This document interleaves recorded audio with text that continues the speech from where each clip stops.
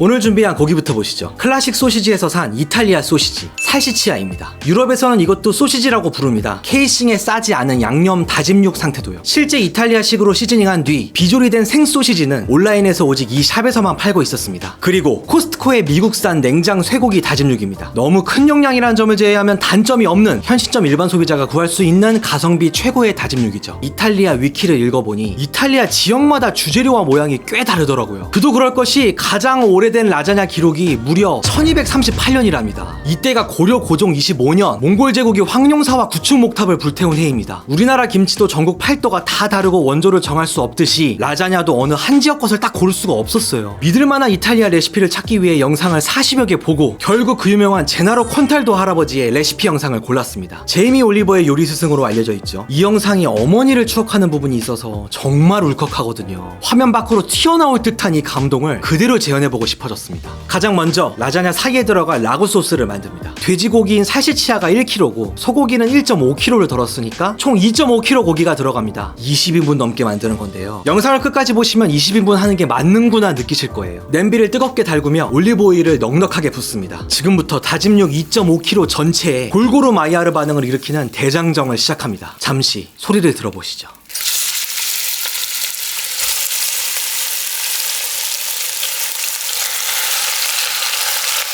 언제 들어도 기분 좋은 소리가 끝나고 고기에서 수분이 빠져나오기 시작하면서 고통이 시작됩니다. 마이야르의 가장 큰 적이 물인 건 아시죠? 즉, 이 물이 다 증발될 때까지 노릇노릇은 없습니다. 월계 수잎 4-5장을 넣고 아주 고독한 작업을 이어갑니다. 처음에는 고기를 물에 끓이는 것 같고요. 어느 정도 증발이 되면 냄비 바닥에 겁나 달라붙기 시작합니다. 나무 주걱으로 계속 긁어야만 합니다. 이 작업이 라구 만들기의 알파이자 오메가인데요. 다짐육 1kg를 하나 3kg를 하나 40분 정도는 그냥 소요됩니다. 이러니까 이왕 한번 할 때 왕창하는 게 편하겠죠. 중간중간 냄비 바닥 긁으면서 다음 조리를 준비합니다. 이것은 이탈리아 와인입니다. 일반적으로 이탈리아 와인은 대부분 토스카나, 피에몬테 등 북부산입니다. 할아버지 프로필을 검색하니 이탈리아 미노리 출신이시라는데 깜파니아주, 나폴리 폼페이 쪽 남부 도시더라고요. 어머니를 추억하며 알려주신 레시피에 대한 최소한의 예우로서 남부지방 와인을 꼭 써야겠다는 생각이 들었습니다. 일단은 구글 스트리트뷰로 아말피 해변의 아름다운 도시 미노리 거리를 충분히 둘러봤고요. 코스트코에 있는 이탈리아 와인 정보를 전부 검색해 본 뒤 맛과 향에 대한 설명이 미노리의 풍경과 제일 비슷한 와인을 골랐습니다. 물론 요리용 와인이니까 가격도 생각을 했고요. 양파 2개도 썰었습니다. 어차피 오랜 시간 끓이면 형체가 없어져요. 공들이 필요 없이 대충 찹하시면 됩니다. 아주 맛있어 보이는 빛깔이 되었네요. 이건 뭐 이 상태로 공깃밥에만 얹어 먹어도 레게노죠. 이 소리가 들리시나요?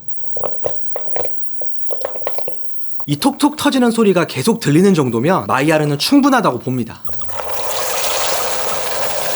이탈리안 레드와인 반병을 넣었습니다. 센 불로 끓여서 알코올을 모두 날려주시고요. 아까 썰어둔 양파를 넣습니다. 보통은 와인보다 양파를 먼저 볶아서 양파 특유의 단맛과 풍미를 끌어올릴 텐데 제나로 할아버지는 양파를 그냥 수분처럼 쓰신다네요. 다음은 오늘의 핵심 재료 토마토입니다. 저런 고기가 2.5kg라서 2.5kg짜리 대형 통조림을 샀습니다. 그렇습니다. 다짐육 대 토마토 통조림이 1대1로 들어갑니다. 소금 후추 간을 먼저 합니다. 살시치아에는 이미 간이 되어 있고 토마토에도 짠맛이 일부 있으니까 느낌만 내는 식으로 간을 했고요. 이탈리아에서 물 건너온 새빨간 토마토가 입장합니다. 이탈리아의 토마토 사랑은 상상을 초월합니다. 고기와 1대1 토마토면 이미 차고 넘치게 넣은 것 같은데 토마토 페이스트가 또 들어갑니다. 꾸덕꾸덕한 게 거의 고추장 비주얼이죠. 반병 남은 이탈리아 와인을 풀어서 미리 개어 놓으면 소스에 바로 섞이겠죠. 페이스트와 와인까지 넣고 나니 약간 색이 진해지네요. 오늘 소스의 마지막 재료 생 바질입니다. 네이버 쇼핑에서 100g에 4-5천원에 살 수 있습니다. 제나로 할아버지는 바질을 뭉텅이로 그냥 잡고 쥐어 뜯어서 향을 폭발시키며 넣으시더라고요. 저도 해보려고 뚜껑을 열어보니 지옥불처럼 끓고 있네요. 지금 들어가는 건 물이겠어요. 30분 정도 끓여서 바질 들어갈 자리가 만들어졌습니다. 향이 환상적입니다. 바질 막 뜯어 넣는 방식 강추합니다. 약한 불에 끓이는 게 아니라 오븐에 넣어 증발시킬 겁니다. 시간은 좀 더 걸리지만 절대로 바닥이 타지는 않겠죠. 180도 오븐에서 4시간을 조리하겠습니다. 그 사이 베샤멜라를 만듭니다. 프랑스와 미국에선 베샤멜 소스라고 하는 그거 맞습니다. 무염 버터를 계량해서 팬에 넣고 약한 불을 올리는데 인덕션 안 되는 팬이었어요. 잠시 당황한 뒤 스텐 냄비로 바꿔서 액체 버터가 될 때까지 녹입니다. 밀가루는 시카고 피자 영상에서도 썼던 이탈리아 직수입 제품으로 합니다. 역시 계량해서 넣으면 끝이고요. 이 둘을 잘 섞으면 유럽 요리의 기본인 루가 됩니다. 우유를 한가득 넣습니다. 우유와 섞이지도 않고 노란색 루가 둥둥 뜨는 것이 이게 대체 맞는 건가 싶은데 우유가 데워지면서 순식간에 농도가 올라갑니다. 이 대목에서 제나로 할아버지의 특별한 레시피가 하나 등장합니다. 파르미지아노 레자노. 120g이나 갈아 놓느라고 아주 고생 좀 했습니다. 프랑스, 미국 베샤멜과는 다른 고급스러운 터치이자 거의 맛의 치트키라고 할 수 있겠습니다. 파르미지아노 레자노의 짠맛이 있으니 소금은 느낌만 내는 식으로 뿌렸고 후추는 파우더 수준의 작은 알갱이로 갈아 넣었습니다. 이것은 넌맥입니다. 잡내와 비린내 제거에 탁월하다는 향신료인데요. 적어도 라자냐에는 꼭 필요한 것 같지는 않았습니다. 이렇게 훌륭한 베샤멜라가 완성되었습니다. 오븐에서 라구 소스도 완성되었습니다. 진짜 많이 줄어들었죠. 미국 라자냐는 보통 이것보다 더 졸이는데요. 오늘은 제나로 할아버지 따라서 조금 수분감이 있게 마무리합니다. 소스를 먼저 한 입 먹어봤는데요. 다리에 힘이 풀리는 맛입니다. 그 흔한 당근 샐러리, 심지어 마늘 한 톨이 안 들어갔습니다. 그냥 오래 끓여서 증발시키는 거, 조리 기술이 쓰이지도 않습니다. 재료 본연의 맛 같은 그런 뻔한 말들을 하잖아요. 진짜 있더라고요. 이거더라고요. 마지막으로 오늘의 주인공 라자냐입니다. 역시 네이버 최저가를 검색해서 샀고요. 라자냐 세팅부터 완성까지 달려보겠습니다. 안디아모.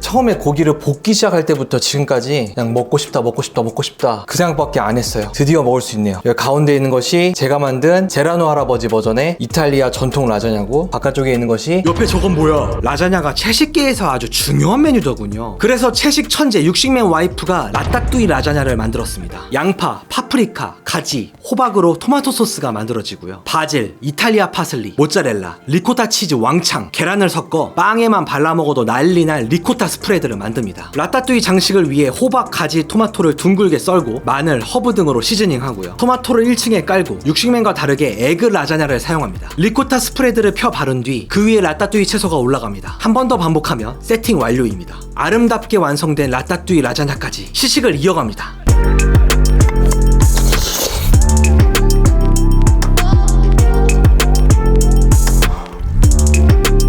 와, 이거 말도 못하겠다 진짜.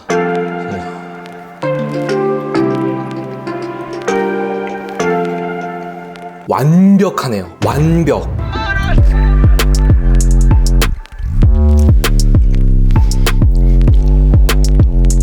와, 희한해요. 이태리 시골, 이태리 남부 이런 데 가본 적 없는데 그래 이거 이태리 맛이야 라는 이상한 기분이 드네요. 이거 이태리 가정식이야 라는 확신이 드는, 가정식은 먹으면 따뜻하고 푸근한 그런 느낌이 있잖아요. 이름난 파스타들, 피자들, 라자냐도 먹어봤는데 이런 느낌을 받아본 적이 없는 것 같아요. 푸근함? 그런 느낌이 있네요. 원래 라자냐 이렇게 층층이 넓은 빌딩처럼 딱 있잖아요. 제라노 할아버지의 영상에서도 그렇고 제 것도 지금 어긋나고 살짝 이렇게 무너진 모습을 보면서 아, 이런 느낌이 가정식이야 라는 생각을 했었거든요. 조금 투박할진 몰라도 건강하게 그리고 충만하게 재료를 넣은, 그래서 한 입만 물어도 뭔가 시골의 정, 막 가족의 사랑 이런 게 느껴지는, 환상적입니다. 환상적이에요.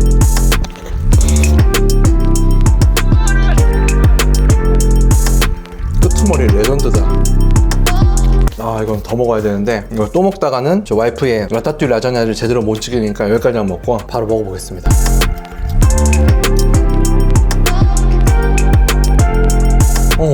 이거 맛있네요. 오, 장난 아니다, 향이.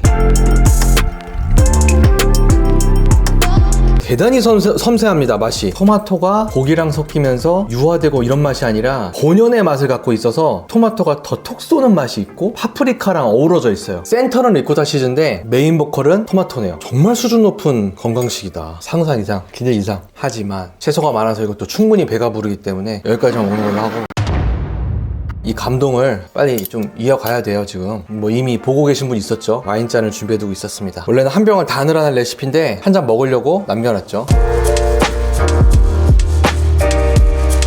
저의 미천한 와인 지식으로는 남부라서 더 특별한 건 잘 모르겠네요. 그냥 맛있습니다.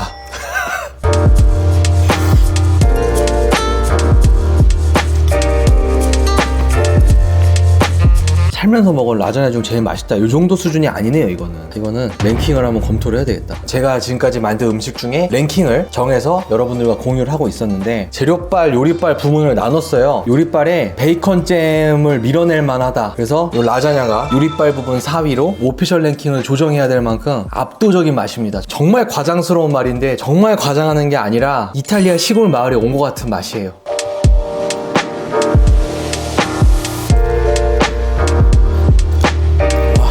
핵심을 말씀드리면, 일단 바질을 막 찢어서 그냥 넣어버렸잖아요. 그냥 막 섞고 넣고 이런 게 아니라 쑤셔 넣듯이 넣었잖아요. 제가 자꾸 시골 막 이런 얘기 하는 이유가 너무 자연적이에요. 뭔가 특별하게 향이 좋은데 그 느낌이 과시한 느낌이 아니라 은은하고 편안해요. 두 번째는 이탈리안 소세지. 제가 이 소고기만 가지고 라구는 몇 번을 해봤거든요. 이탈리아 소세지 딱 들어가니까 맛의 깊이가 달라요. 단계가 하나 추가된 느낌이에요. 이게 먹을 때 다진 고기들이 씹힐 거 아니에요. 맛있게 씹다가 이탈리아 소세지 살짝 덩어리가 있는 걸 씹었을 때 그 쾌감이 엄청나요. 마지막으로는 프레쉬 모짜렐라 얘기를 안 할 수가 없죠. 일반적인 모짜렐라랑은 비교가 안 되죠. 맛이 정말 풍부하고 식감도 굉장히 살아있고, 장점을 말하자면 끝도 없어요. 지금 아직 더 말하고 싶은 게 많아요. 너무 많은데 이 팀은 어차피 구멍이 없는 팀이에요. 전원이 다 승리에 기여하고 있어. 다 골고루.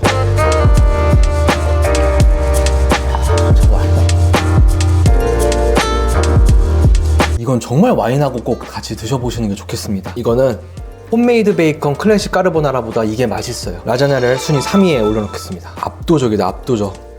이것은 지퍼락 냉동용 중형 사이즈입니다. 남은 라구 소스를 중형 지퍼락 하나에 가득 채우면 겉면 파스타 200g에 딱 맞는 양이 됩니다. 라구 소스 왕창 만들어서 라자냐 한 끼 해먹고 남은 거 냉동해서 수시로 파스타 해먹는 이 식사 스케줄, 거의 완벽한 라이프 루틴이니까요. 여러분의 홈쿠킹에 영감이 되었으면 좋겠습니다. 사랑하는 58만의 구독자 여러분, 항상 감사합니다. 땡큐!